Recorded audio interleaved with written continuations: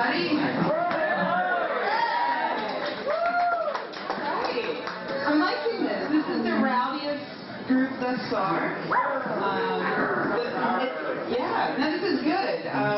It might have something to do with the mass of masked people in the middle of the room. Hello?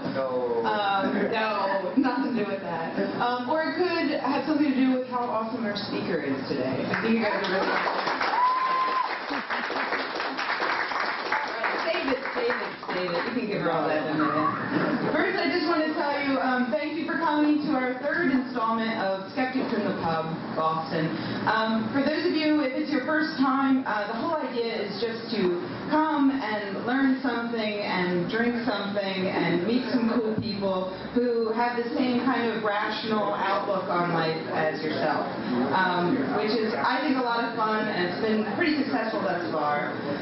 We already had 2 great events, and I wanted something really amazing to follow it up. I noticed that our first 2 speakers, who were both absolutely amazing, they happened to both be male. And I thought, you know, I do run a website called Skeptics. I really want to find just the perfect, really strong woman to follow it up for our third.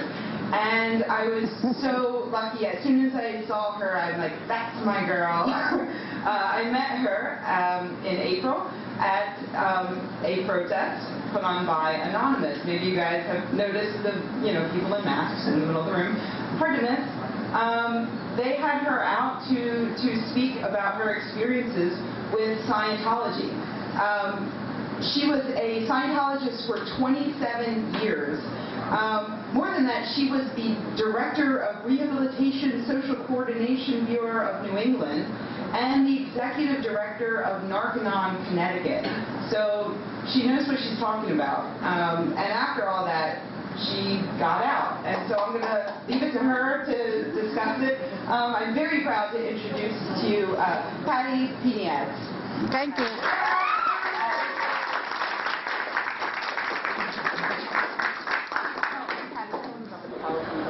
Okay, what we're doing here, before I get started, I wanted to show you about a 5 or 6 minute clip from the 2007 Scientology New Year event. This is an internal event, a Scientology-only event, and I just wanted you to get a flavor of what Scientology cults, really how they push and what they promote. And we're going to bring bring this over there. There we go. And you guys can check it out up here on the monitor, right, as well as the rest of Patty's PowerPoint will be.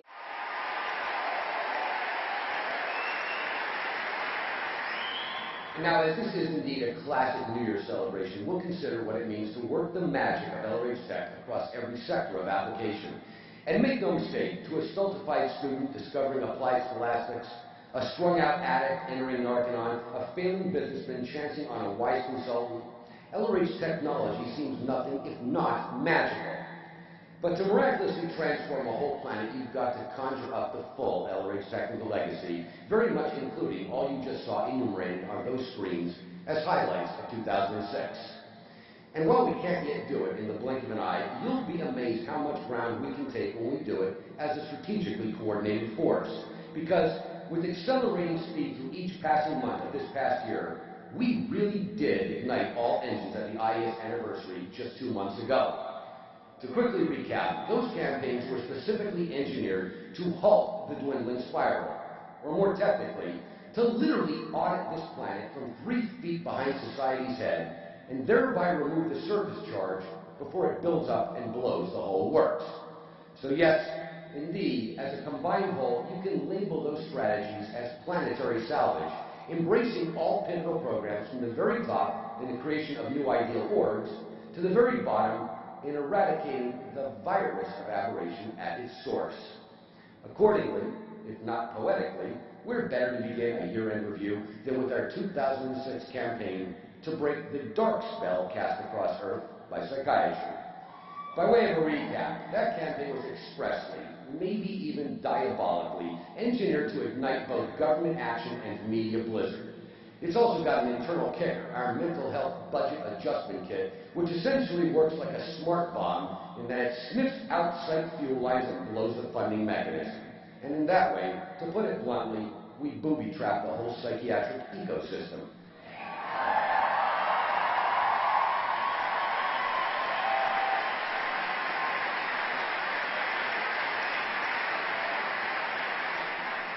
So while only 9 weeks have passed since global activation, here's the preliminary action report. CCHR Central has a tracking board designed to measure collateral damage from our campaign rollout. It monitors both incoming complaints of psych abuse and outgoing psych alerts to state and federal prosecutors. And while it's sometimes tricky to determine just whose bomb hit the ammo dump, this much is blazingly clear. While it takes a psych 8 years to earn his license, we already yanked 21 in the last 4 weeks.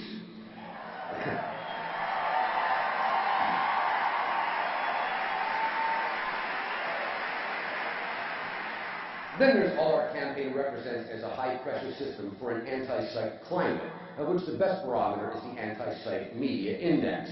And while CCHR trackers describe the last 4 weeks as highest ever, the sites themselves have a somewhat more descriptive name for it. Apocalypse Now. And here's the satellite view.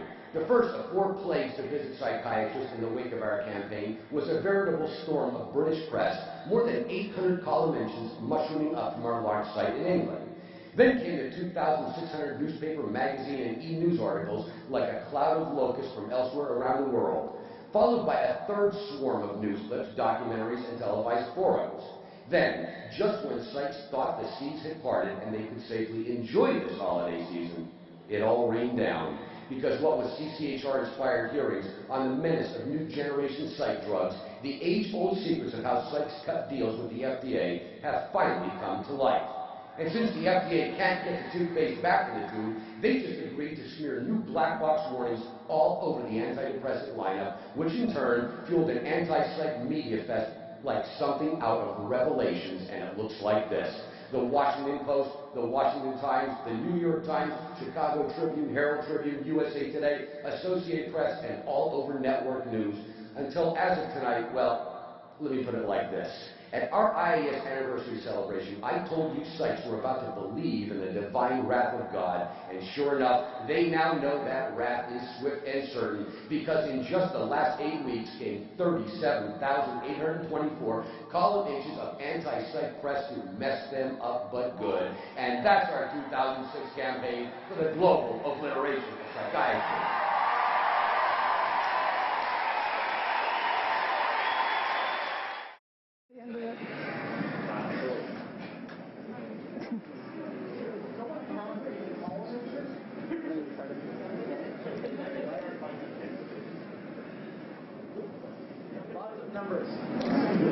Stats. They're big on stats. All right. Originally, I got involved with Scientology in 1973. I was 18 years old, and I was started using heroin. And I decided I needed to get off that and get some help. Went down to the local drug program in my town, which was Knock-A-None. Didn't know anything about it, and was quickly introduced into and recruited into the cult of Scientology. Knock-A-None is their biggest front group.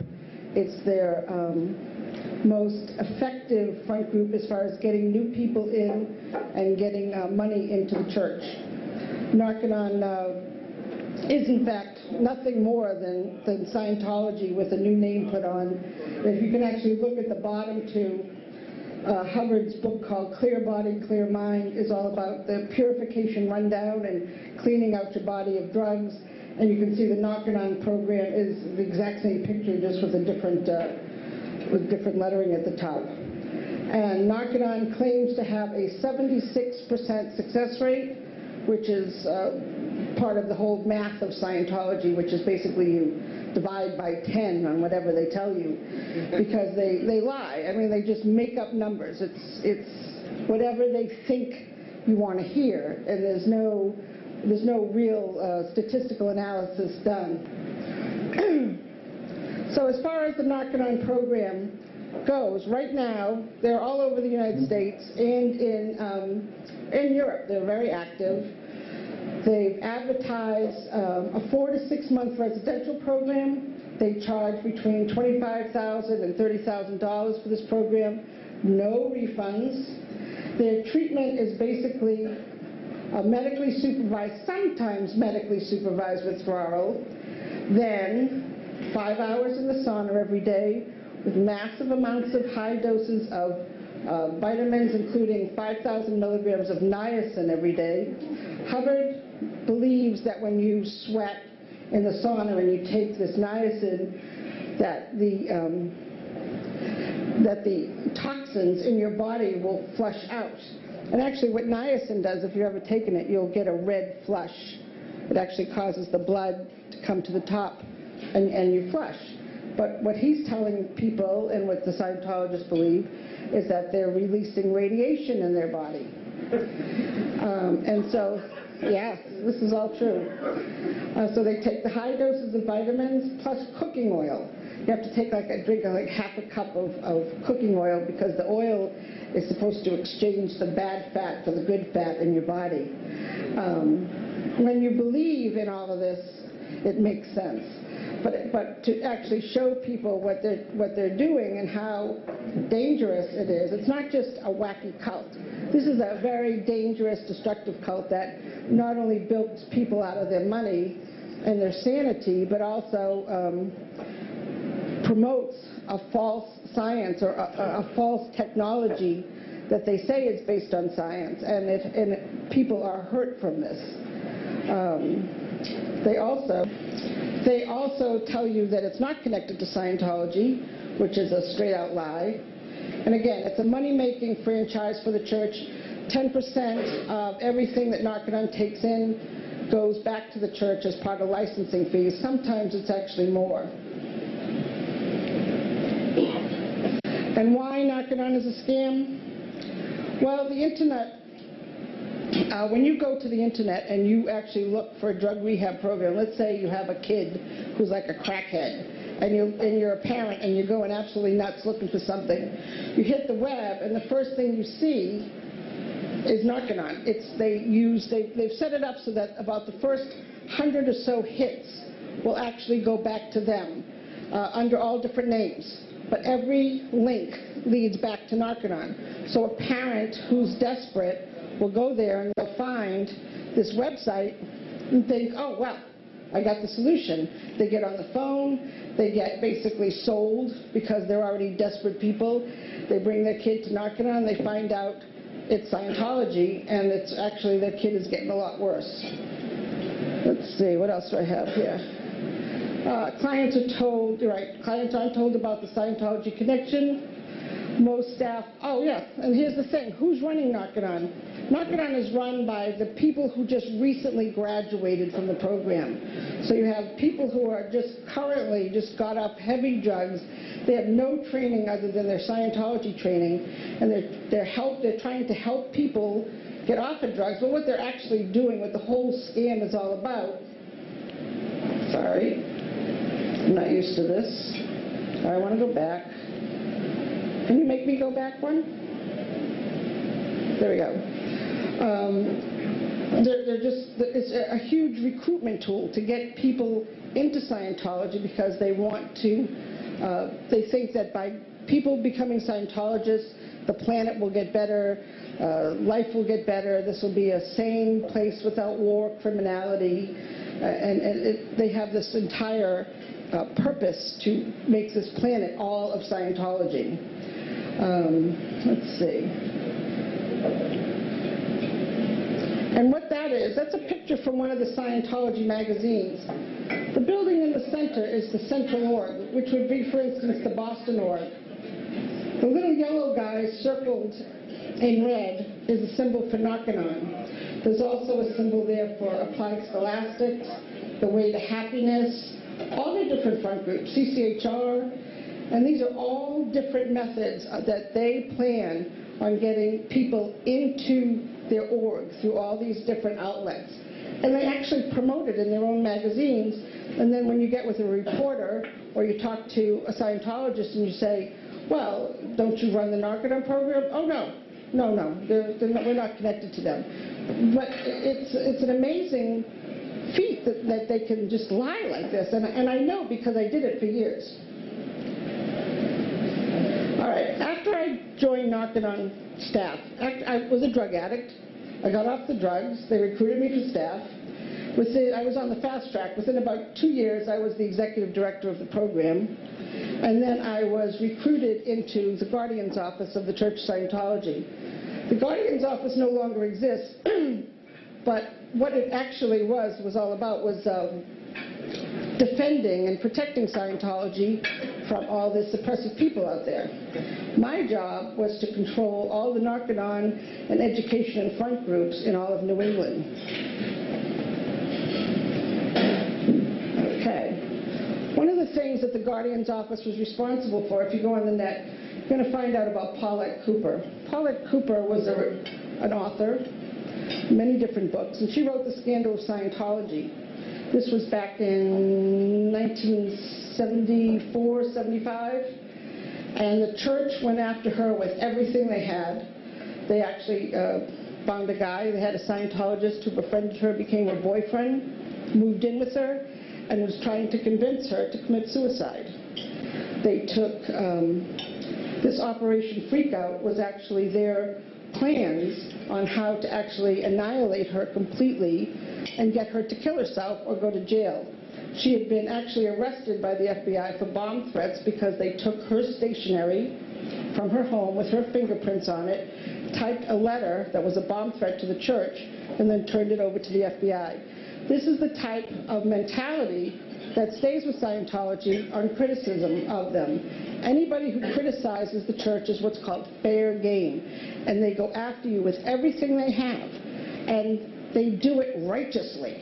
They believe truly in their heart that what they're doing is the right thing because they are trying to save the planet, save all of mankind, and anyone who criticizes Scientology is therefore evil, bad, and whatever you can do to silence them or stop them is acceptable. They tell you that they want to stay within the law, but they don't. And they become very covert in their activities. There's an entire course on covert operations in the church, how to do them. It's a confidential course, obviously, but it's been on the internet recently.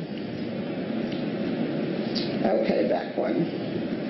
And the reason we know about Paulette Cooper and Operation Freakout is because the FBI raided Scientology in 1970, I believe it was 77. They raided the church and they found lock-picking tools as well as the lock-picker's hat write-up, electronic bugging equipment, guns, and 48,000 documents all about how to attack enemies of the church. And these documents were just amazing to the FBI, but what actually nailed them, and the reason they were raided in the first place, yeah, that did happen in 77, because in 79, Hubbard's wife, Mary Sue, was convicted because she was running a program called Operation Snow White. And what Snow White was all about, really, from the church's viewpoint, is they believed that there were a lot of false documents inside the files of the U.S. government. And they wanted to remove those documents and put in accurate documents. So they justified this by going into government agencies and stealing files, copying records, removing them, and actually putting in their own documents. And they were actually caught doing this. And 11 people actually went to jail. Hubbard's wife was running the Guardian's office at the time, and I believe she actually did do some time in a federal prison. She died in 2002 without any notice of her. Scientology made no mention of her passing, didn't acknowledge her in any way. She had been basically kept at house arrest with Scientology up until her death. She died of breast cancer. After I left the Guardian's office, and actually the Guardian's office was disbanded after Mary Sue Hubbard went to jail, they decided to get rid of the Guardian's Office and rename it the Office of Special Affairs, OSA, which is what we have now. And the Office of Special Affairs, there may be somebody here from the Office of Special Affairs tonight. Maybe not. It's tough to tell. Nobody I recognize. We're taking pictures. The Office of Special Affairs, again, replaced the Guardian's Office, and what they do, there's an office in Boston here, run by Gerard Renner. They do intelligence gathering, investigations. They handle all the legal problems or attacks against the church, public relations, or what we call Scientology foot bullets, and they control all the different front groups. The intelligence gathering is what mainly anonymous, and these people here who are wearing masks. What's happened is when Scientology finds out that you are critical of them, they start a file on you, and they do, first they do what's called overt data collection. They collect everything they possibly can find about you that is public information, who you are, where you live, what schools you went to, who you're married to, divorces, deaths, wills. They just go to all the public record departments, find out everything about you and who you're connected to. And they're looking for psych connections, by the way. They're looking for, because behind every suppressive person is an evil psych. And this is per Scientology philosophy. So these people are wearing masks because they know that critics of the church are, in fact, attacked and fair game, just like Paulette Cooper was. And the more, the louder you are, the more they're going to investigate you. Once they finish with their overt data collection, they get involved with covert data collection. They will try to collect information on you, your family, through phone calls, through talking to neighbors. They'll send out PIs, they'll send out lawyers. In an attempt, the purpose for all of this is an attempt to silence you. They just want you to shut up. They don't want you to stop talking about them and stop criticizing them. Once you do that, they will back off. But if you continue to stay in their face, they're going to come after you. What they did with me, I had posted anonymously on the internet for about 4 years. I was using remailers, and I was very anonymous. As a matter of fact, I was having a great time. I was still considered to be in. They thought I was still in good standing, and I was going to all their meetings and reporting on it on the internet, and they were having fits about it. And finally, they figured out who I was by sending someone I trusted in, who they had blackmailed, basically, had threatened her with exposing some stuff that they knew about her. So she befriended me, and she told them who I was. And once they did that, they then sent my best friend from Scientology, Maureen O'Keefe, who works for OSA in Boston. Maureen had been in my wedding. She was the godmother to my son. And she came to my place of work and basically said, if you don't stop talking and you don't stop criticizing the church on the internet, we are going to have to take action against you, as per policy. And my response was basically, okay, bring it on. And it was scary because I know what they're capable of, but I had had enough, and it was time. They silence so many people. So many people are afraid to stand up to them. They're such a nasty cult. And I had so much good dirt on them that there's no way I was going to let it slide. It became my hobby to take them on. Okay, but prior to this, let's go back in time a little bit. After I left the Guardian's office, I had my son, and I was not really too involved in Scientology for a few years, but I got pulled back in. And I was recruited to work in the investigations department of the Office of Special Affairs. And my job was basically helping to infiltrate organizations that they weren't happy with. I infiltrated a group for 2 years that was sort of what's called a free zone group, which is a group that uses Scientology philosophy without being under the power of the church. So I infiltrated that group for them for 2 years and collected information. Was never involved in bribery, but I do know that they do things like this, buying information. They usually, for the really illegal stuff, they usually use PIs rather than church members. Blackmail, of course, blackmail is all goes with trying to silence critics. So sometimes you find out somebody who was a big critic all of a sudden stopped talking, or something happened. They had this major victory, and I always think, geez, I bet you they got pictures of this guy with his hands down some kid's pants, because that's what they do. They go out and they find dirt on people, and they use that dirt to silence people or to get them to do what they want. Stealing trash, that I was definitely involved in. That was one of the more interesting things. Scientology, when they want to get covert data on people, they send people out to steal your trash. And there's a whole trash stealing tech. And what you do is it's a two-man job. You find the critic that you don't like. Actually, that's my next picture. Those are the two guys, the two Boston SPs that I worked on. The guy on the left is Steve Hassan, who is a very well-known anti-cult expert, helps kids or people leave cults. He's from Boston. And the guy on the right is Bob Minton, who was a big critic from Boston, multi-millionaire, spent $10 million on exposing Scientology, and they basically brought him to his knees. He now pretty much works for them. I mean, not actively, but he had to turn over all kinds of information that he had collected because they got some dirt on him. They finally dug. They covered this guy 24/7 until they found out something that he was dirty for and could go to jail over.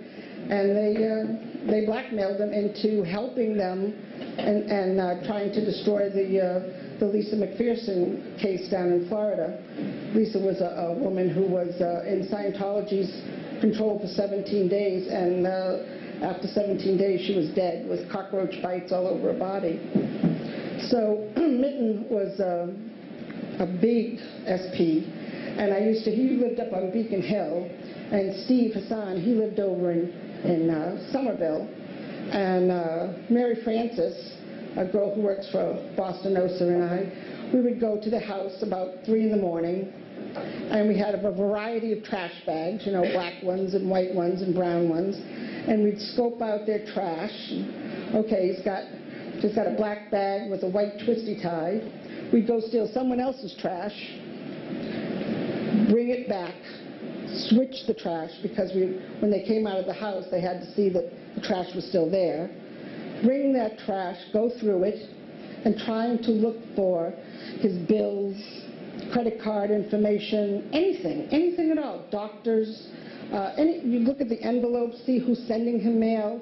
You're trying to find out anything and everything about the guy that you can use. Scientology's looking for their what's called comm lines, who they're in communication with, because they're not only going to harass them, they're going to harass your friends and family too, because if you won't shut up, maybe if they harass your friends and family, they can get you to shut up. And it's all about silencing. And then, of course, my favorite SPs, Anonymous. They're here, and they, again, what I explained about wearing the mask, they have to do that because all that fair game, all that attack that Scientology does to their critics. And while I'm on the Anonymous picture, I want to give a plug, because on June 15th, right at the org on 448 Beacon Street, will be the next protest, international protest, and this one's going to be the best, because it's going to be, and everybody's going to wear pirate costumes.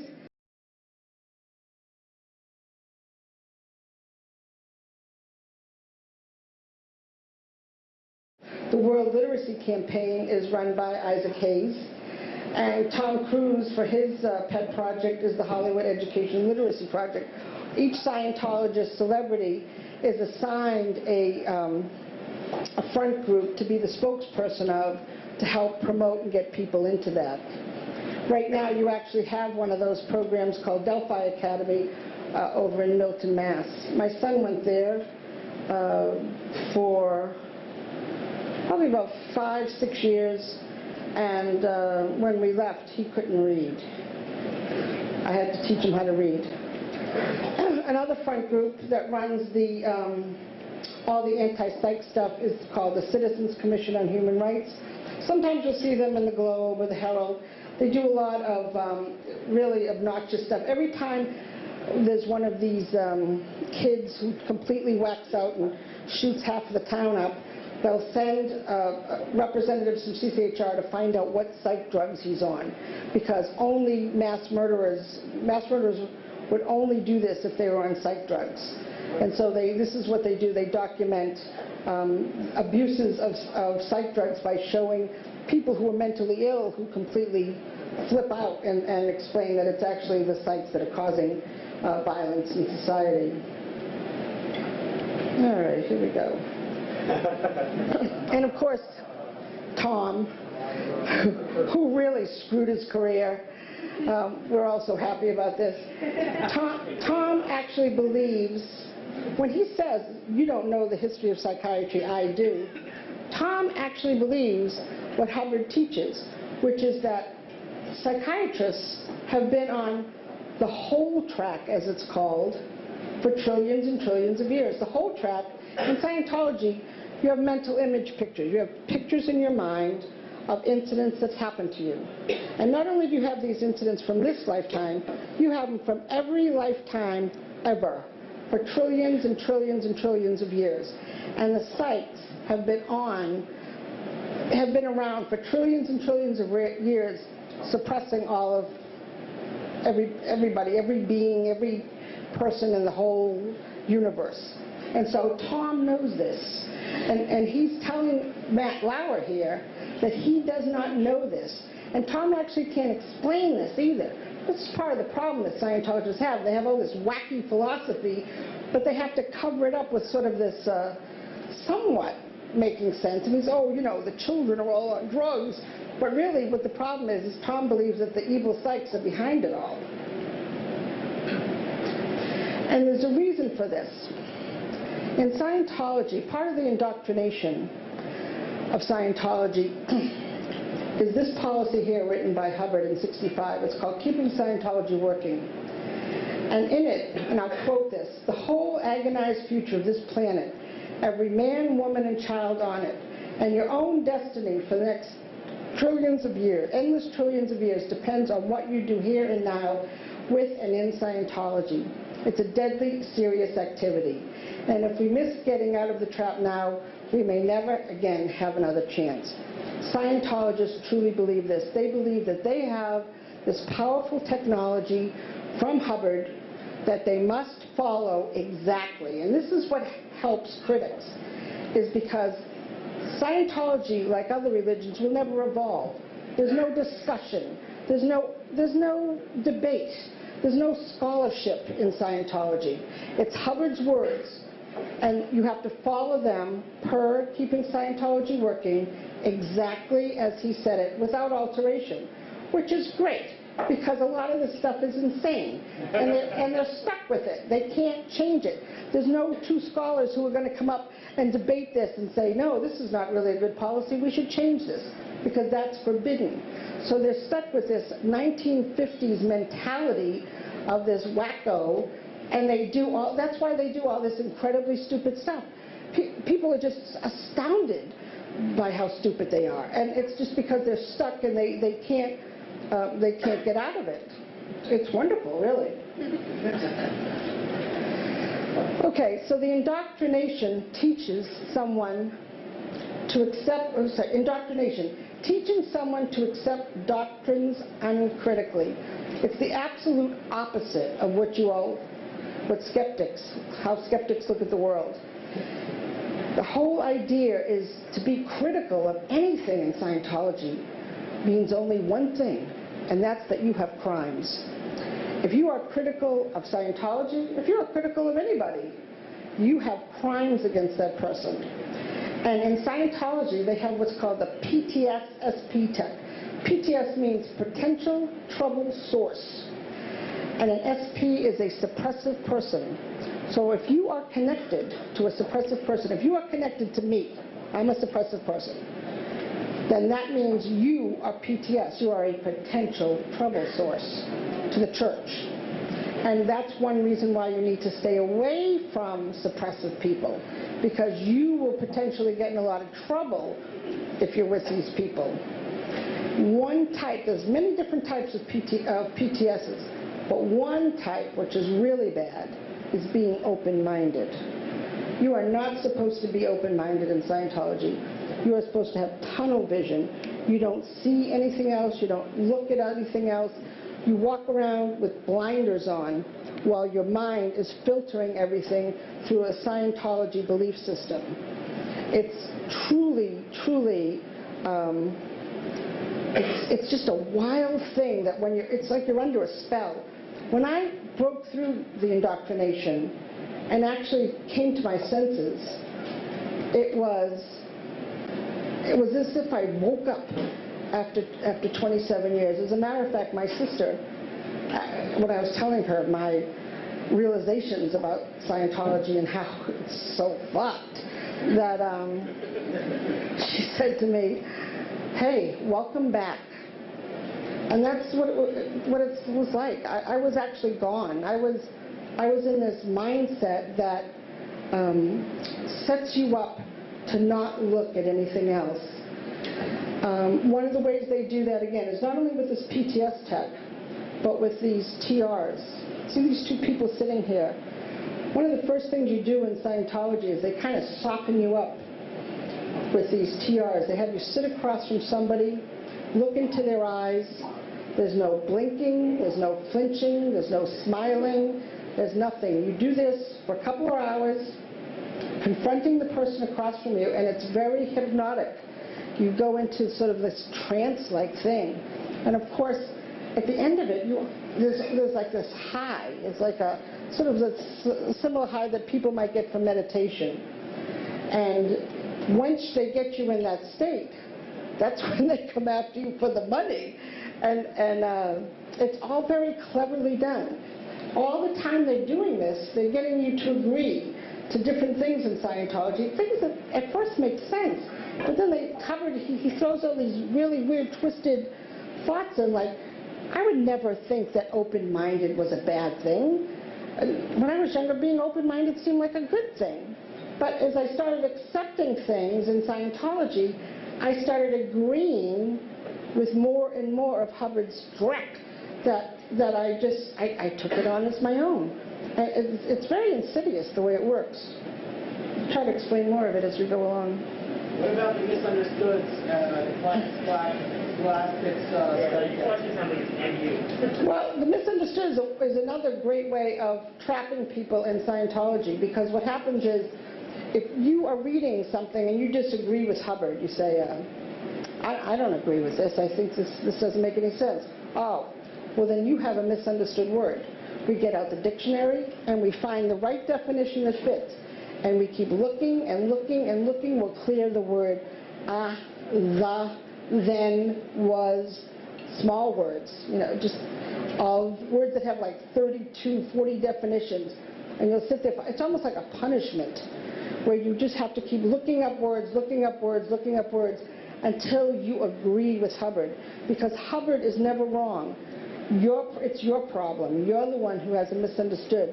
You're the one who doesn't get it, because Hubbard is right. Hubbard is what's known as source. Yeah? If Hubbard is in fact infallible, how do you explain what's going on the free winds? Wow. We'll get to the free winds, but you're right. What's happened on the free winds, just to go off this for a minute, the free winds is the Church of Scientology's cruise ship. Hubbard originally, in 1966, set up what's called the Sea Org, Sea Organization. SEA is the Sea Org.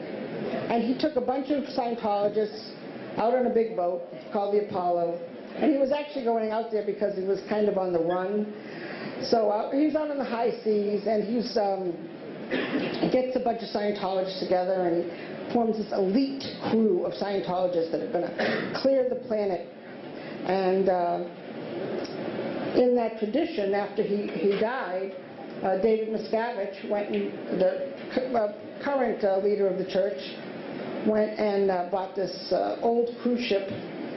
We named it the Free Winds. And it turns out that this Free Winds is just loaded to the gills with blue asbestos.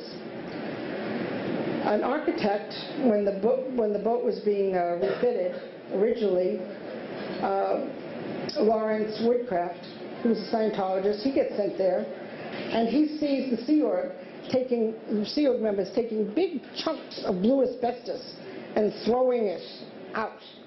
No gear, no protection at all, because they are Scientologists. They are senior to anything in the physical universe. They are superior to all this stuff. And anyway, everybody knows that cancer is just bullshit. You know, it doesn't really happen. It only happens because you're PTS, you're a potential trouble source. You're connected to an SP. That's why so many Scientologists smoke cigarettes? Well, many Scientologists do smoke cigarettes because Hubbard actually said that the problem with getting cancer is you don't smoke enough. I used to see him on Royalton Street, Newbury Street in the 70s, and they would ask you if you wanted a free personality test, and they would almost always smoking cigarettes. Oh yeah, massive. Well, Hubbard smoked cigarettes for many years, so they would follow him. But anyway, the Free Winds is loaded now with asbestos, and thanks to people who are aware of this, they got some attention finally with the authorities down in Curacao, where it's in dry dock. And right now it's all sealed up and being investigated. We're trying to still find out what's going on. In the meantime, the church is still selling courses for the Free Winds, of course, because it's always about money with them. Let's see, back over here for a minute. Okay, Scientology theology. Yes, they have one, but you can't argue religion with most Scientologists because they don't know the theology. You know, you hear about Xenu. Most Scientologists have no clue about Xenu.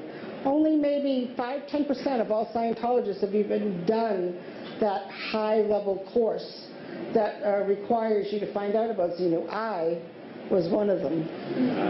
That's when I was in my stupid cult moron mode. So most don't know the actual theology of Scientology. You can't talk to them about it because they don't really know it. You can stand there and go, Xenu, Xenu, but they have no idea what you're talking about, and they're told it's a lie. Because Scientology doesn't really want people to know about it until they have them thoroughly brainwashed and ready to go into that step. There's a prohibition against verbal tech. You actually can't discuss Scientology with another Scientologist.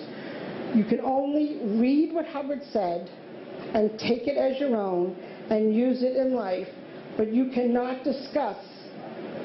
Again, there's no scholarship. There'll never be Scientology scholars. There's no way to discuss this at all. It is forbidden to have any sort of discussion, debate, anything. You find out what Hubbard says, you find your misunderstood words if you don't understand it, and that's it. You use it in your life, but you never talk about it. Doubt is a lower ethics condition and a crime. For you to have doubts about Scientology, about the church, about anything that Hubbard wrote, would send you into what's called the ethics officer, who would find out that the reason you have these doubts is because you have crimes against humanity. Or maybe you did something like, well, it might not be this lifetime. You might have just blown up a planet in a different lifetime, and you're somehow still carrying on about that. But it gets weird, I know. But doubt is a crime in Scientology. You're not allowed to doubt at all. It's looked down upon if you find yourself in that, and they will take action against you for being in there. They'll just basically send you in for more indoctrination. Criticizing of Hubbard or Miscavige is absolutely forbidden. As soon as you do that, you're in big trouble. Confidentiality of the upper level materials. Again, Xenu, all that business, that's just not allowed to be discussed. If I'm with another person who has done this level, I could never discuss the OT level, the Xenu, the whole happening with them. I'd be scrubbing floors for months if I did that. Logical consistency is not a virtue in Scientology. Only criminals oppose Scientology, and why should we argue with them? They're criminals. And this is what you get when you try to handle a Scientologist. Suppressive people, anti-Scientologists are criminals, they have crimes. Why talk to them? They're criminals. So that's how, there's all these really interesting sort of thought-stopping techniques in Scientology. But as soon as you try to get to a Scientologist to get him to understand or get him to think critically, Hubbard has almost planted all these different filters. And what happens when you're talking to a Scientologist, you're not really talking to them at all. You're talking to Hubbard. Because what a Scientologist does is they actually absorb all of Hubbard's insanity and they make it their own. When solving a problem in life as a Scientologist, you don't sit there and go, well, here's the pros and here's the cons and blah, blah, blah, blah. You go, what would Ron do? That's how you look at it. You go find policy or you find a book about Hubbard wrote and then you see what he had to say about that. So you're not thinking on your own at all. When they tell you to think for yourself, absolutely not. All the time, Scientology is telling you you're thinking for yourself, but what you're thinking just like Ron. And the more you think like Ron, the better a Scientologist you are. So what did Hubbard say about the Internet?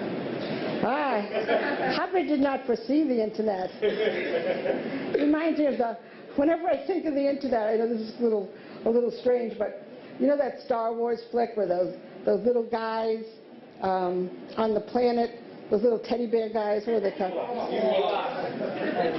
The Emperor didn't know about the Ewoks, you know, and Hubbard didn't know about the Internet. He didn't foresee it at all. He's just so in trouble. Or the churches, rather. All right, so with Scientology, some basics about it. They teach the 3 parts of man. What they tell you is that you have a body, you have a mind, and you have a thetan. Or no, you don't have a thetan, you are a thetan. You have a soul. It's different than having a soul, because you have a soul if you think something you own. In Scientology, the thetan is the person himself. You don't have a thetan, you are a thetan. You are a spiritual being, and you control your body, and you have this mind. The mind has 2 parts.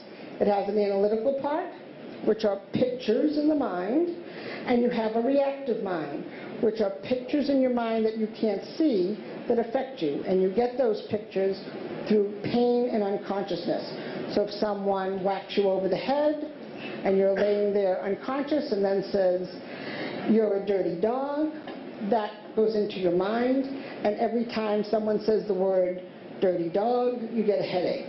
I mean, that's basically the simplicity of how that reactive mind works. Scientologists believe this. This is how they think. There's no debating it with them. And to them, the mind, okay, so now you have, where is this mind? The mind isn't the brain, by the way. The brain in Scientology is just something that controls your breathing, you know, your eating, your heart rate. It's just this crappy old organ in your head. It has nothing to do with the mind, per Scientology. The mind is kind of this thing that is out here in space that the thetan uses or looks through to get things done. And so that's why they say when people will get a thought, they kind of go like this, and they go like that, and that just proves the point. See, it proves it. That's proof that that's where the mind is, because they go like this. So the mind is a machine. It's a memory bank obeying rigid rules. Focusing attention on memory causes it to key in. All right, so you see the guy up at the top? he's looking okay. He has pictures, but they're not keyed in, they're not turned on. They're just out there. But then what happens is something happens in life and his pictures key in, they turn on, and he's sad. You can see he's grumpy. And so what Scientology tries to do is they go in through their auditing process and they get you to look at these pictures, they get you to key in, and they get you to blow them away, make them disappear so that they won't bother you anymore. And that's part of the whole counseling technique.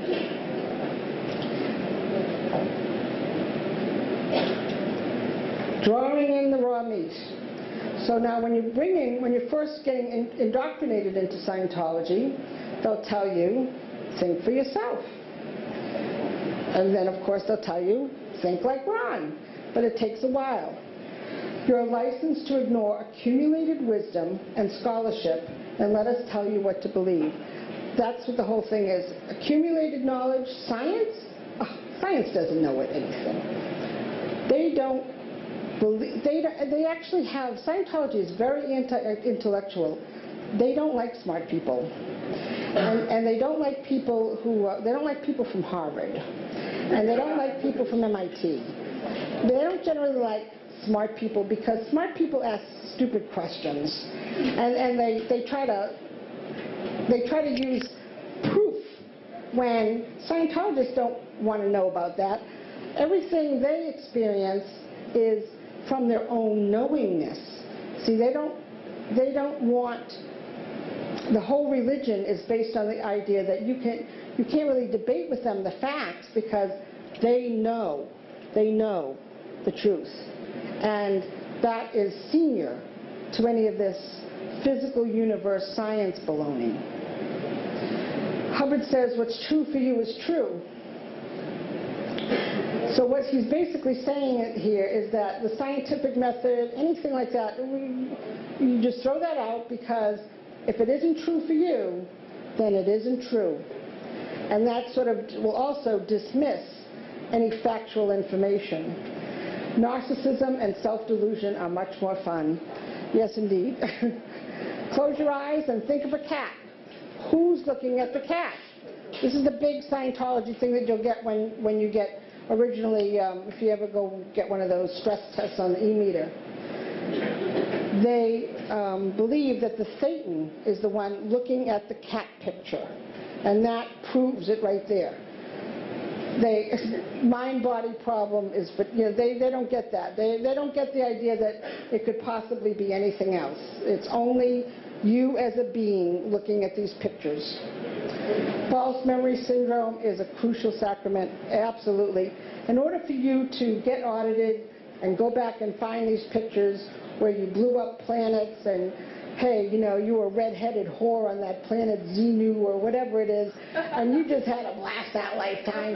I mean, whatever it is, you're just like dreaming up all these thoughts and you're going with it because that's part of the whole spiel, the whole thing that they do with you. Classic thought control technique. Okay. Scientology creates a private language. If you ever talk to a Scientologist, it's just amazing. There's words and words and words that you have to learn because that's one way that they keep you apart from everybody else is they have their own language, their own system of thinking, and those words they get redefined to mean something else than what everyone else thinks, like the word ethics. Ethics in Scientology is the greatest good for the greatest number of people. Reality is actually agreement. It's what's true for you. The fact that you and I agree that that's a table makes that a table and makes that reality. That's the way it's basically broken down. No verbal tech. All right. Maintaining a state of emergency. People are constantly stressed out in Scientology. I mean, I don't know a single ex-Scientologist who doesn't suffer from some sort of PTSD type thing because you're constantly being stressed. Everything is now, fast, and go, and you just, by the time you're done with it, you're just like completely burnt out. Makes disagreement impossible in other cults. technique. You're not allowed to go back, find your misunderstood words. You're not allowed to re-look at something. You're not allowed to discuss your disagreements. Only find your misunderstood word. And again, people who leave Scientology leave because they've committed crimes and they're afraid to be discovered. What is the greatest spiritual virtue a Scientologist can achieve? Well, it's not love, because love is not something that's really promoted in Scientology. It sort of exists, but it's not a big deal. And it's not humility. You will never meet a humble Scientologist. Piousness? Nope. There's no worship in Scientology, unless you're doing it. Then there's charity. Okay. And there is no charity in Scientology. Scientology does not reward, if you see a homeless person, you don't help that homeless person. That person's down stat. Their stats are down. They don't produce anything. They're low life. They're degraded beings in Scientology. So there's no charity. And the only charity there is sort of a PR type charity, where they'll do a Toys for Tot for good PR, or they'll do this volunteer minister program where they go to these disaster sites and they use other people's food and water and facilities, and they stand around, helping. But what they're really doing is they have 2 people assigned who do nothing but photo ops and allying bigwigs so they can get good PR. They're disgusting. Faith, no. There's no supreme being in Scientology. There's no faith. The biggest virtue in Scientology is that you will have certainty. You will have knowingness. You will know all. And you will know it from Hubbard. That is the virtue that they teach you. And it's disheartening to see someone who, now being on the other side of it, know that this person is just completely and utterly deluded, and getting through to them is extremely difficult. And if there's any Scientologists here, or if you ever talk to a Scientologist and then you ask them, how did Patty go from being an OT, an operating Satan, who did the Xenu stuff, who was an avid, true lover of the church, die-hard, kick-in-the-teeth Scientologist, how is it that I went from that to speaking here out publicly against them? How can they explain this? Well, they will tell you that I've been PDH'd. I have been under a psychiatrist's control, and he has given me pain, drugs, and hypnosis all together, and make me do this. That my participation here is all part of the evil psych conspiracy. They have no other way of explaining it, because how could somebody as loyal as me be here doing this? And this is how they explain to their own public what's happened to me. So does it mean psychs are more powerful than OTs? What's that? Does it mean psychs are more powerful than OTs? Well, they're definitely evil, and they definitely somehow, they're going to think actually that this happened to me prior to me getting into Scientology. Because when I was 6 years old, my dad sent me, they actually know this from my files, my dad sent me to Mass General to see a psychiatrist for 2 or 3 visits, and they know about that. And they're going to figure it happened then. And that I've basically been like in waiting for the secret code words, that it's like the Charles Bronson flick, where they call the guy up on the telephone and they give him the words and he goes off. Well, they're going to think the same thing happened to me. I've been basically sitting there collecting all this information, going into the church, and the psychs basically got to me, and now they've let me loose on you folks. And of course, nothing would be without Xenu. Xenu is my homeboy, yes indeed. This is Xenu up here on the top, that's with the E-meter. That's when we did a protest in New Haven. Xenu is, they cannot say that word. when you ask them about that, even the guys that actually did know about Xenu, even the Scientologists that did do that course, they will deny it. I've listened to all different Scientology spokespeople right from the top. And you say Xenu, and they're just like, nope, didn't happen, never happened, it's a lie, it's a lie. They just absolutely, I mean, Scientologists just lie. I mean, it's like a sacrament. They just have to, they just can't tell you about this because they really believe that people who find out about Xenu, they could actually die. And so they're doing this to protect you in the long run. But it's all part of the scam. Hubbard wrote this stuff when he was tripping on some LSD or something. I mean, really, Hubbard did a lot of drugs. There's no doubt about it. That's already been documented. So this guy was out in the boat there, floating around, getting totally stoned, and he's writing this stuff. And this is pure 1950s wacko science fiction stuff. Anyway, I wanted to wrap it up with Xenu because he's definitely one of the favorite things to go after. He's now a household word. For many years, Scientology kept him quiet, kept him hidden. They were going after critics who were putting OT3 data on the internet. They invaded their homes. They had, it was just awful. But now, ever since South Park, standing up, it's just all snowballed from. They just can't put Xenu back in the mountain, which, by the way, is where he's supposed to be. Xenu is actually being held in a mountain, I believe in Turkey, by use of, what are those beams, you know, the beams that hold them in, and he's being held in prisoner there, and we're trying to release him and get him out there on the street as much as possible. So anyway, that's, I know there's so much to cover in Scientology, and I know I've been all over the map on this, but it's, if anything I can communicate about Scientology, aside from the fact that they're insidious and evil, is that the Scientologists, the people who are still in the church, truly believe this stuff with all their heart, and they really think they're doing it the right thing, and they really, no matter how bad they are, they really think, and they really, Hubbard has convinced them through the whole mind control techniques that are used in this, that Scientology really is the thing that's going to save this planet. And they believe this with all their heart, and they really believe that people like myself and critics of Scientology are just either misinformed or just evil and need to be stopped. And it's really unfortunate.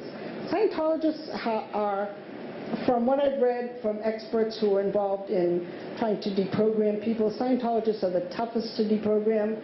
They're the toughest to bring back to reality. The mind control techniques are so firm, so cleverly disguised.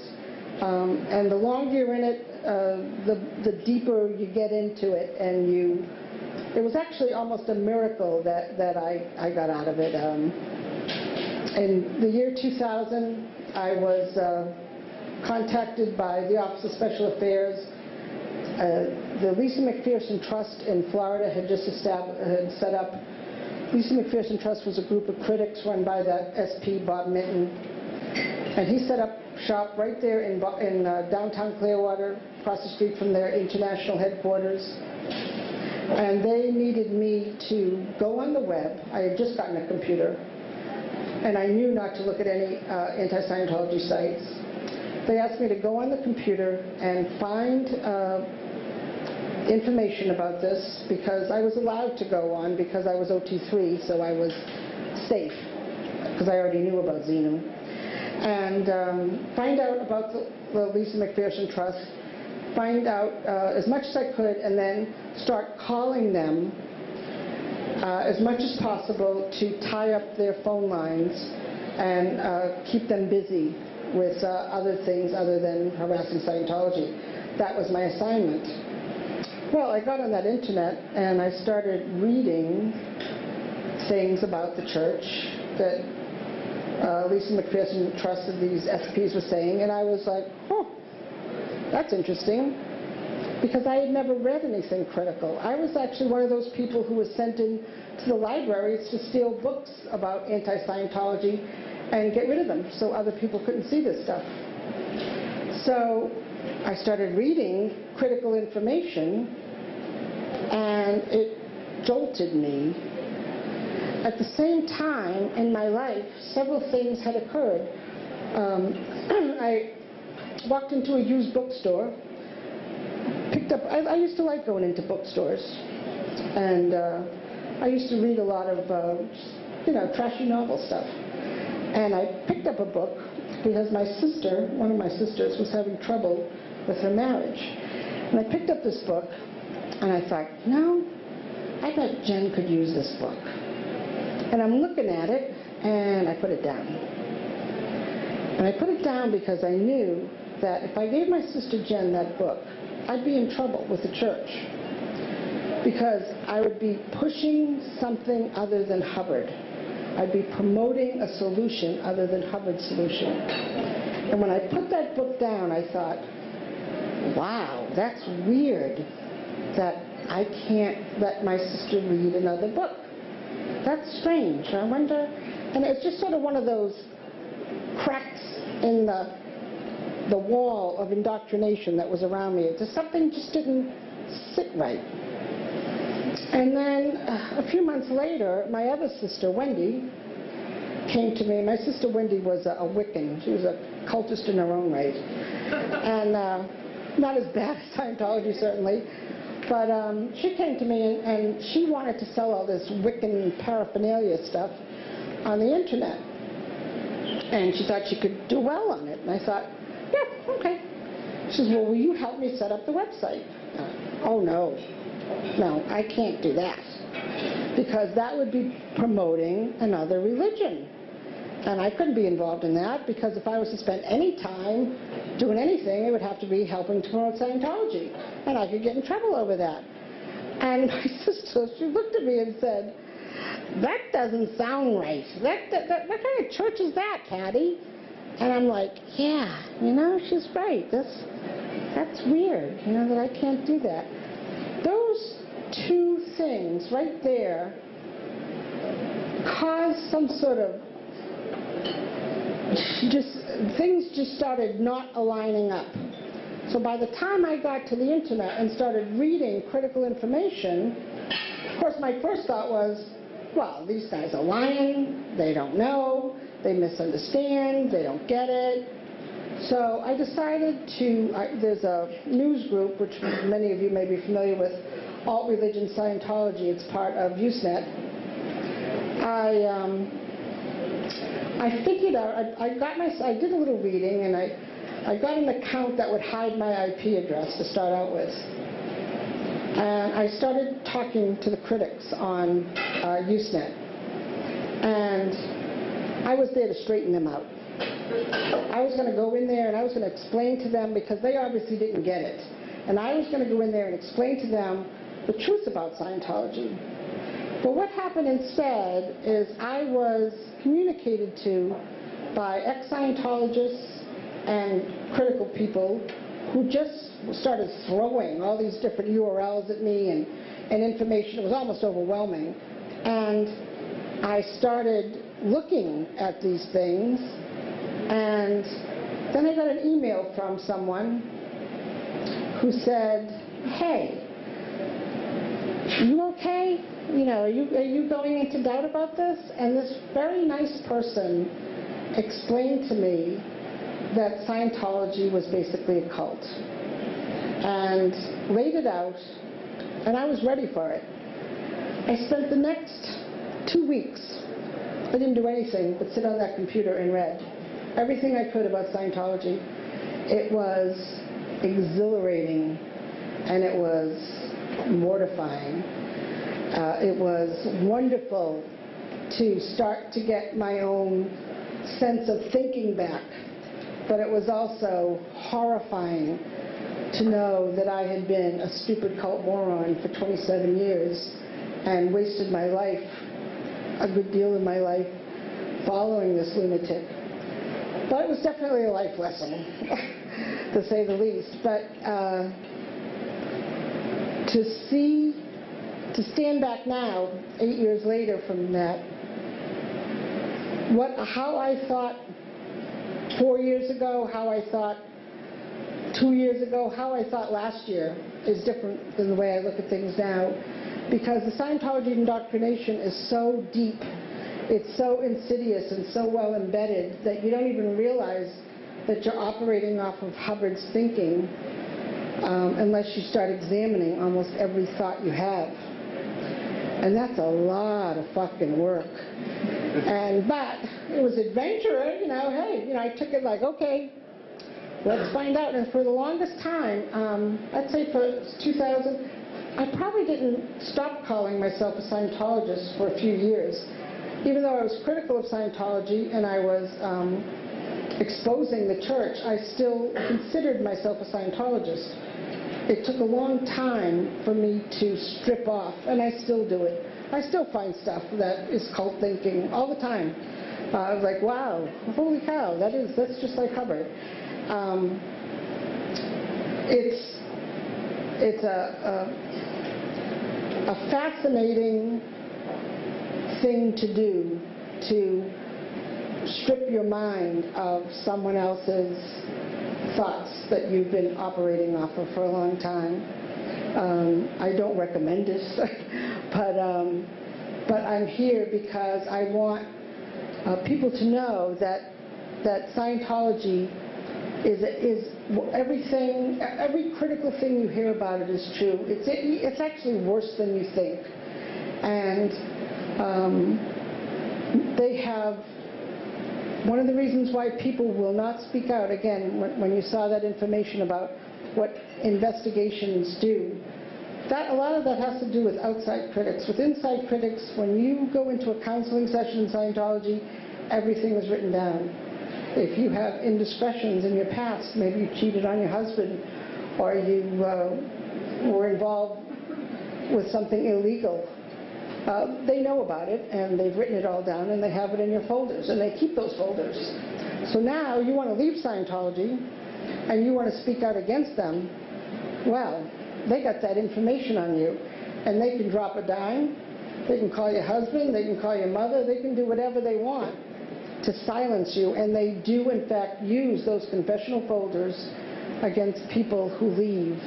And that's why you don't see very many Scientologists stand up and speak out, because their lives are, more important. They're getting on in life is more important to them than taking down the church. And then there's people like me who just don't give a shit, who said, I don't care. I don't care. Give me what you got. So when Maureen O'Keefe came to my house and she threatened to apply fair game, they put up a website of me. They took some goofy pictures of me when I was at work. They twisted some information about my past, and then they published my bankruptcy papers with all the information on that. I was like, that's the worst you can do? Come on, bring it on. And they don't have it. There's nothing. What are they going to do? Call up my boss and say, hey, she blew up a planet 3,000 years ago. It's like, what are they going to do? There's nothing there. So, and my husband's out, my son's out, and I've just been having one hell of a time exposing this cult. And I appreciate you being here and listening to my story.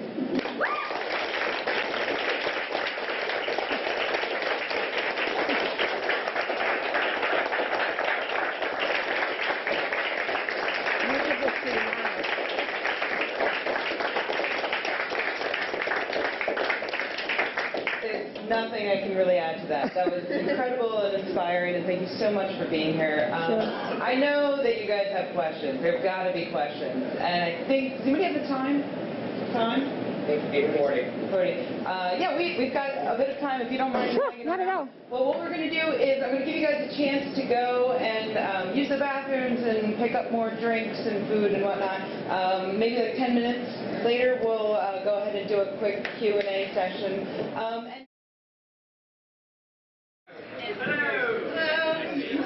That's the funkiness I like. Okay, is everybody just about okay? Excellent. Everybody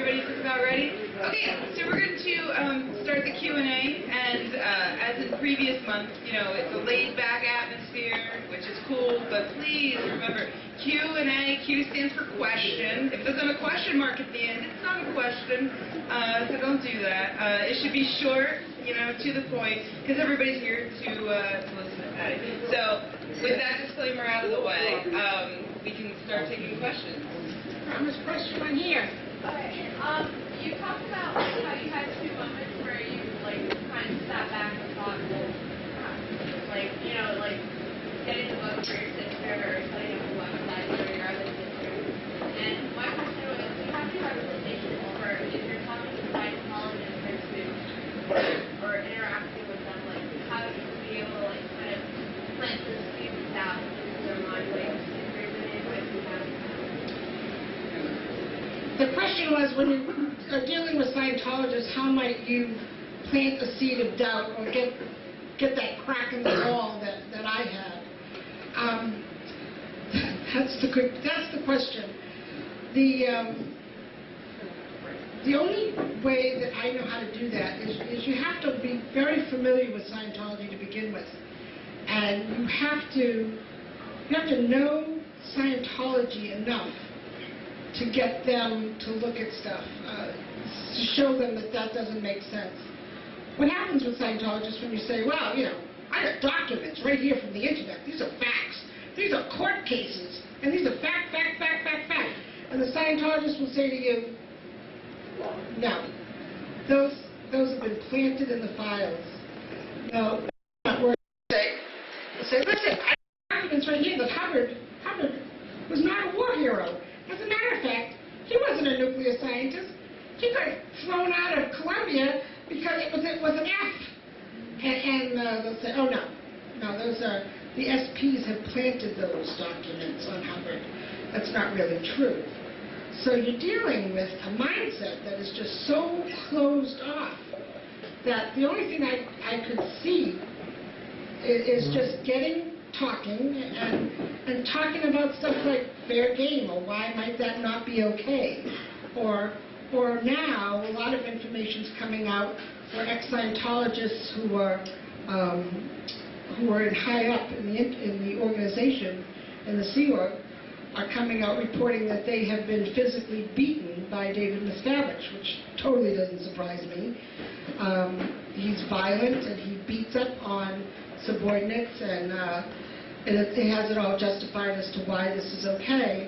And to say to a Scientologist, well, you know, what do you think about these beatings? And they, of course, their first response is going to be, oh, they're lying. They're lying about that. That didn't happen.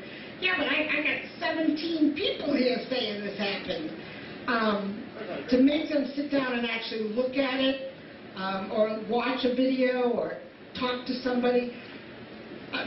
Funny enough, the thing that actually works, actually I do know what does work, but it wouldn't work unless you were a Scientologist helping them, I don't think. One of the big things that's a huge problem or upset for Scientologists is what they call squirreling, which is altering Hubbard's words. They think this is very evil and very bad. And Hubbard teaches right from the start in that Keeping Scientology Working, never alter my words, always do things exactly. Well, a friend of mine out in the West Coast was taking books that Hubbard wrote in the 60s and then comparing them to books, the same books that were republished in the 90s.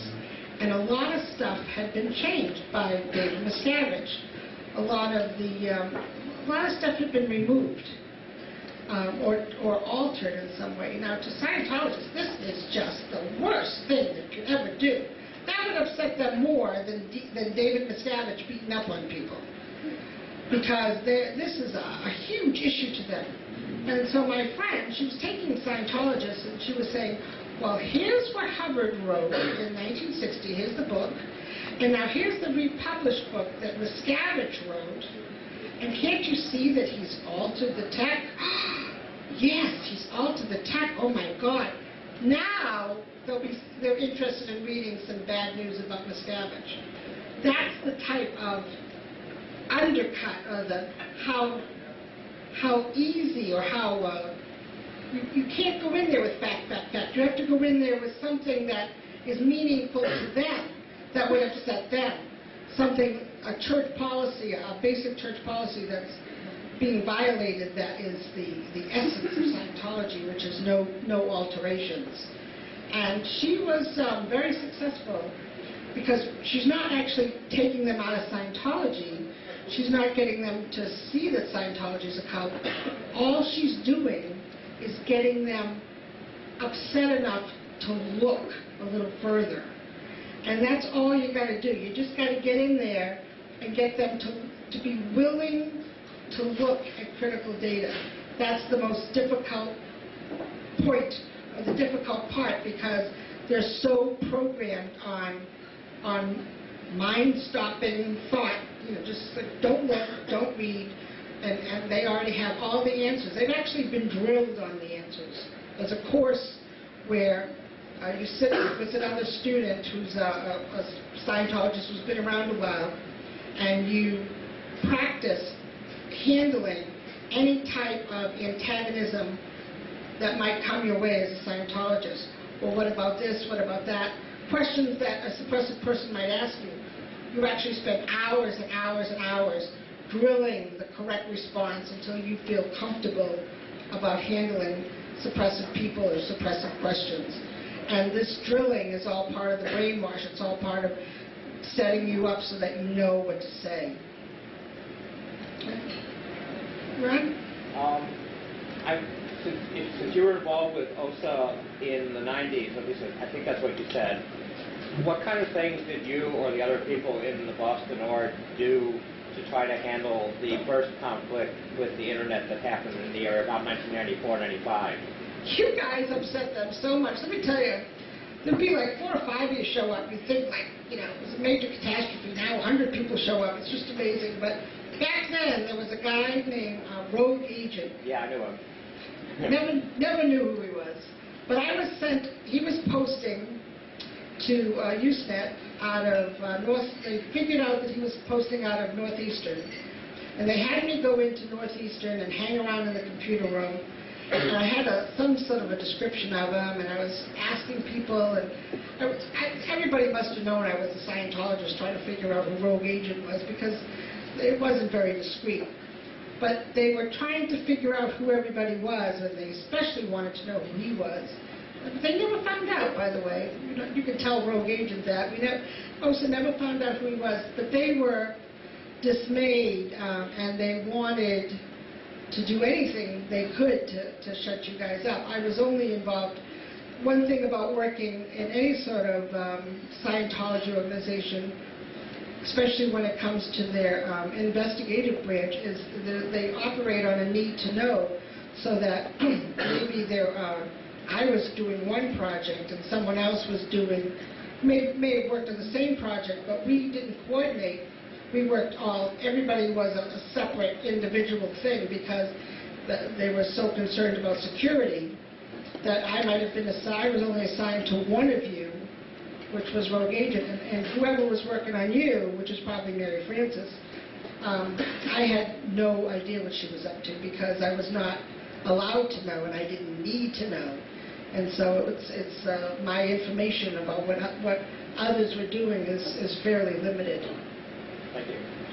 Right there? So, I've read the CTHR website, I've watched the documentary, I've read Dianetics. What the hell is a psychiatrist? Well, Hubbard needs, all cults need the bad guy. You need to have an enemy. And Hubbard, when he, after World War II, he was in the hospital with some, supposedly, he tells the story that he was blind, but he was never blind, that was a lie, that he audited himself with Dianetics.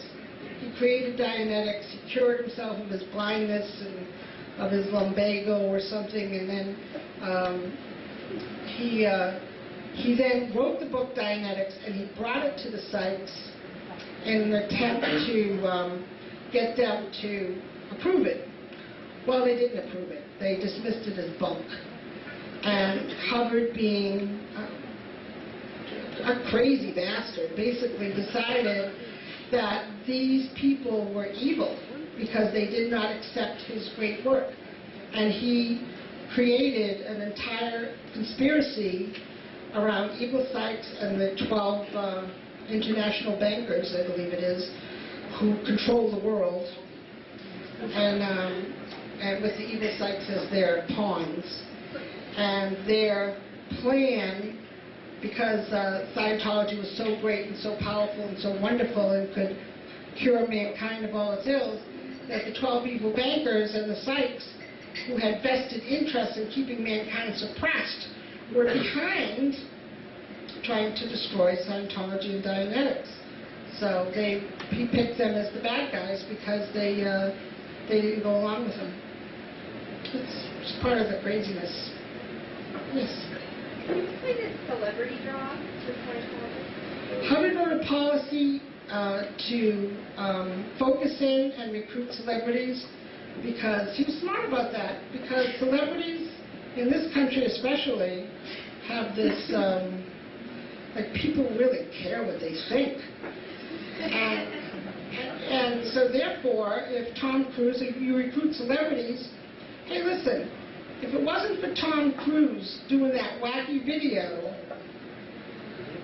none of us might be here right now, because the fact that it was Tom Cruise is what finally made the media aware of Scientology. When that Tom Cruise video was released, everybody kind of knew that Tom was a little off.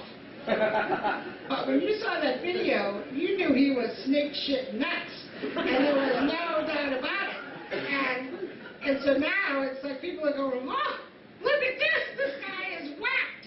And if it had just been a regular Scientologist saying that stuff, nobody would have cared. But that was international news because it was a celebrity.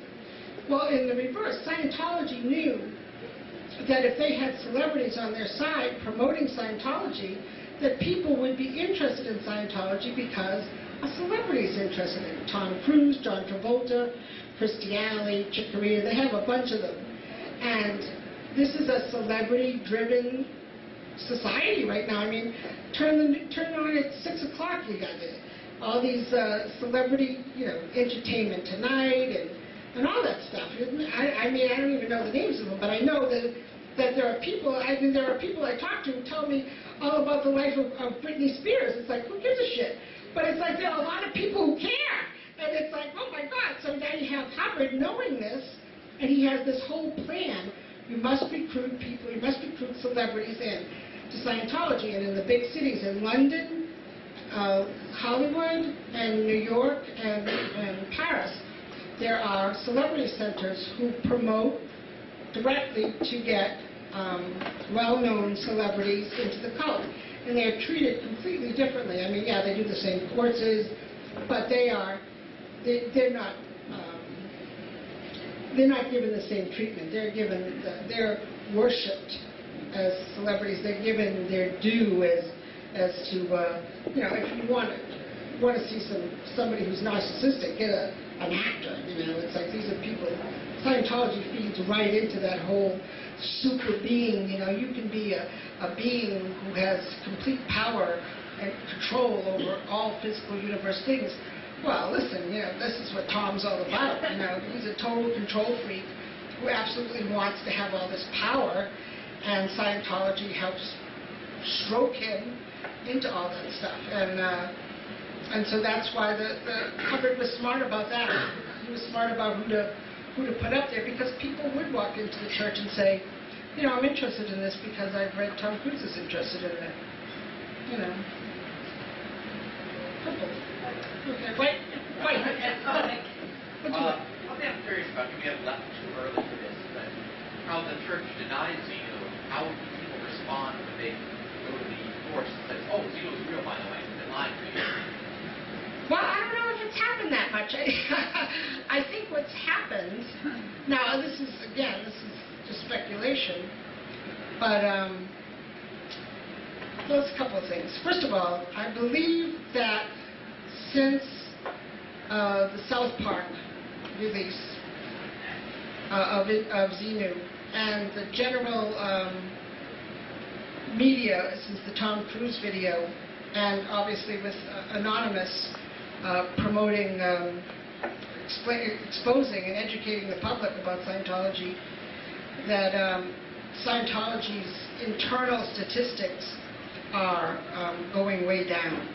I don't think a lot of people are doing that, are going up there. Now, how will Scientologists who did hear about Zeno and told it's not true, what Scientology actually says, if you watch them closely about Zeno, they'll either deny it outright, and that's because they might be Scientologists who actually don't know about Zeno yet, or people, there's Tommy Davis recently did a thing on CNN, a show on CNN, where he laughed. Oh, that's not true. Now, he knows it's true, but he worded it in such a way that and you'll see Scientologists will say, well, that stuff on the internet, that's all altered. That's not the truth. That's all altered of the original stuff, and that's how they handle it. So when the Scientologist now goes and does it, he'll see Zenu, but he'll know that what these other people were talking about was altered. And to the degree, I mean, OT3 really isn't about dead space aliens being removed from the body. I mean, that's close, but that's not how Scientologists explain it. They explain it a little differently, which is just as funny. But those words, dead space aliens, are not used in Hubbard's writings.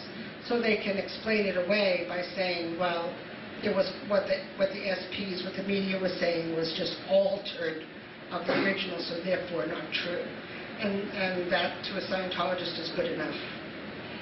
Lady in white? It seems that some of the practices you do because of interactions with your family. So how much do they try to stop you interacting with family who don't believe, or to bring people in with your family and friends, or play on people who don't have family and friends? It's very interesting. The deeper you get in it, the more you are separated out from people who might distract you. I was lucky in that, first of all, there's different levels in Scientology as far as involvement. Can we interrupt for a minute? There's a waiter trying to find out. Sure. Behind you. Sorry. No problem. There's several different levels of Scientologists. There's the public Scientologist. This is the person who goes into the church and buys courses. They pay for stuff. They're treated differently than, for instance, a staff member of Scientology. The public person is just, they go in, they give money, they sit down, they do their courses, they do their counseling, and they go home. They can watch TV, they have family, and as long as there's no family who is antagonistic to Scientology, then everything's fine. But if you have a mother, father, brother, sister, husband who is not happy about you being in Scientology, now you are a potential trouble source because you are connected to a suppressive person who doesn't like Scientology, and you're going to have to do something about it. You're either going to have to handle them, which means you're going to have to make them happy about Scientology, or at least shut up, or you're going to have to disconnect, meaning you're going to have to cut them off and say, nope, I'm not going to have anything to do with you because you don't like Scientology, and that happens quite a bit. People are disconnected from their families because they won't shut up about Scientology. In my own case, my dad did not like Scientology at all, and he understood the policy of disconnection, and he opted for silence so that he wouldn't lose me.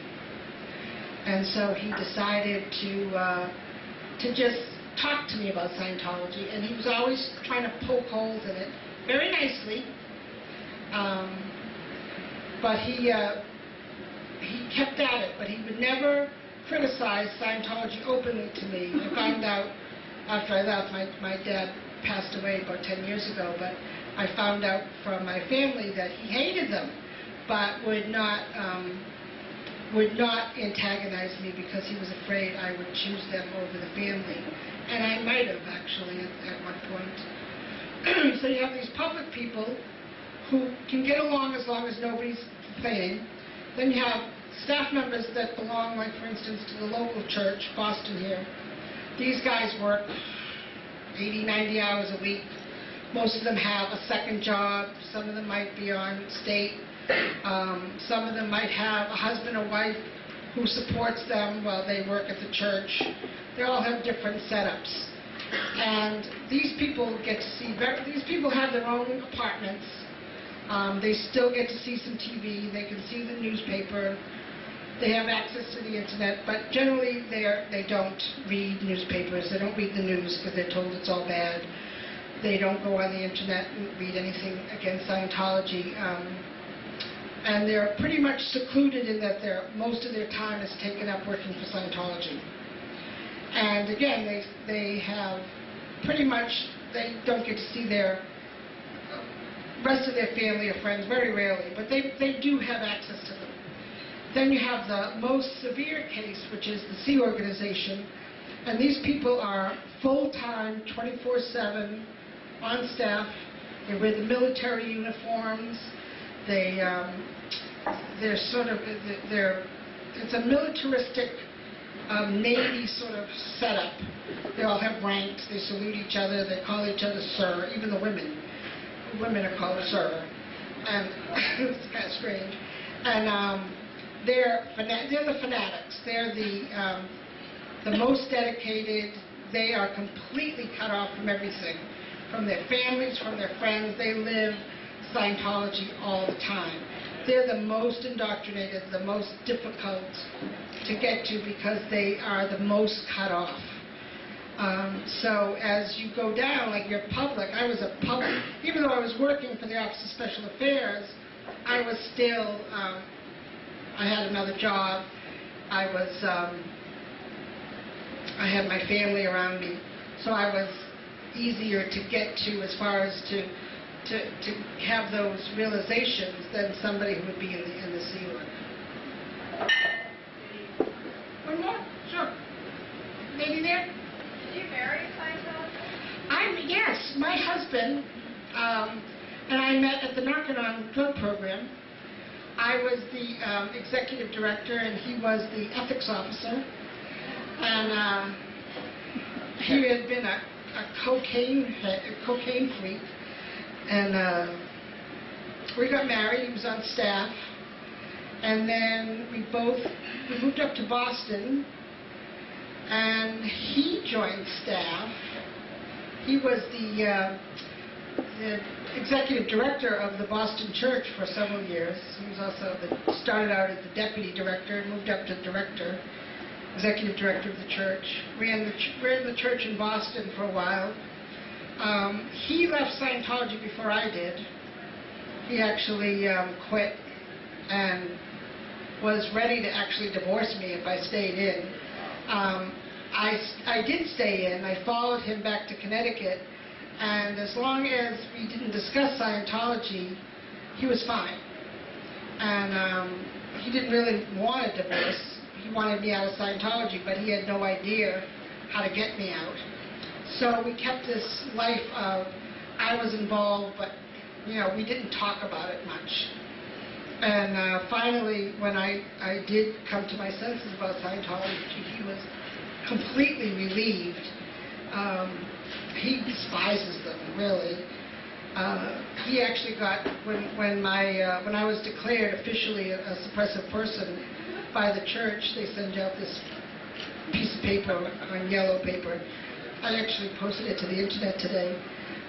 They declared him too, because he didn't want to be a Scientologist anymore.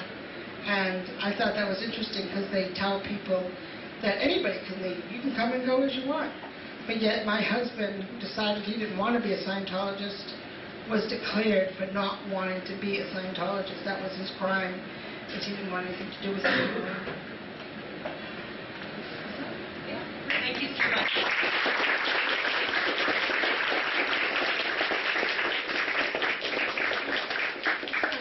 I have one more thing. It's a plug, shameless plug.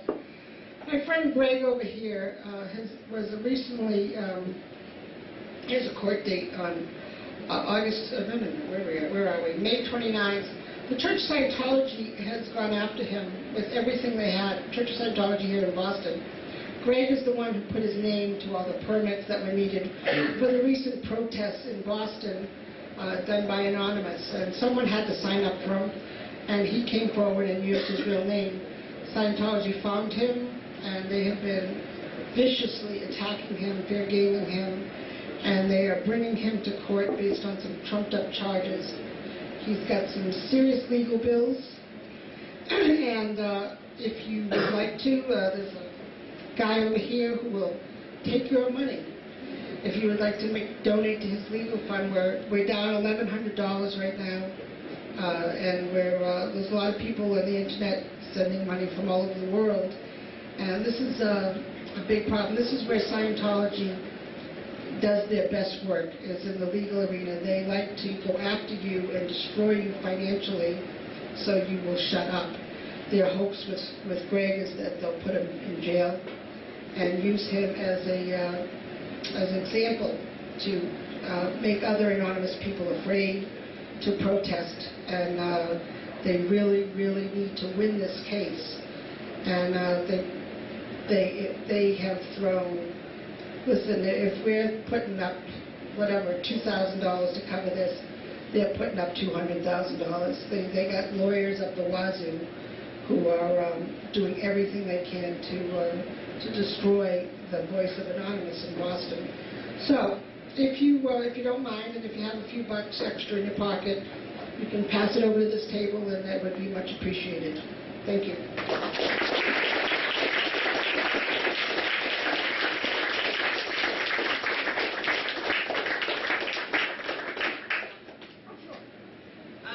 Great. Well, I mean, that was an amazing talk and a great Q&A. And as is the custom now, I really want to encourage you guys to hang out, to eat more, drink more, and socialize, meet everyone here. One of the coolest things that struck me about what Patty was saying was when she was talking about getting out of Scientology, she said that it was almost like a miracle.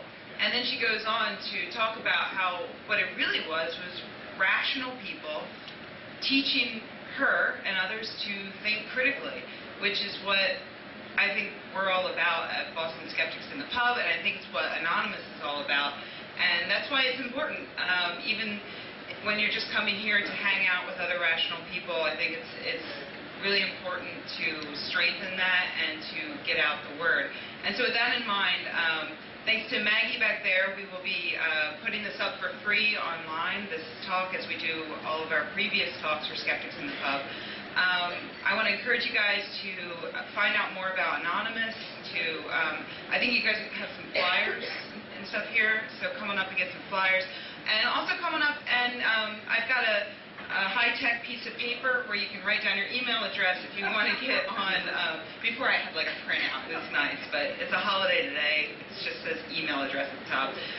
Just write down your email address if you want to get on the Boston Skeptics mailing list. And I won't spam you. I'll just let you know about cool stuff that's going on around Boston, like events like this. We'll be having another one in a month. The Anonymous website, is there an whyweprotest.net. So yeah, check it out, come get a flyer, put down your email address, and then hang out and talk and drink and have fun for at least another half an hour or so, at which point they'll probably kick us out. So thank you guys for coming.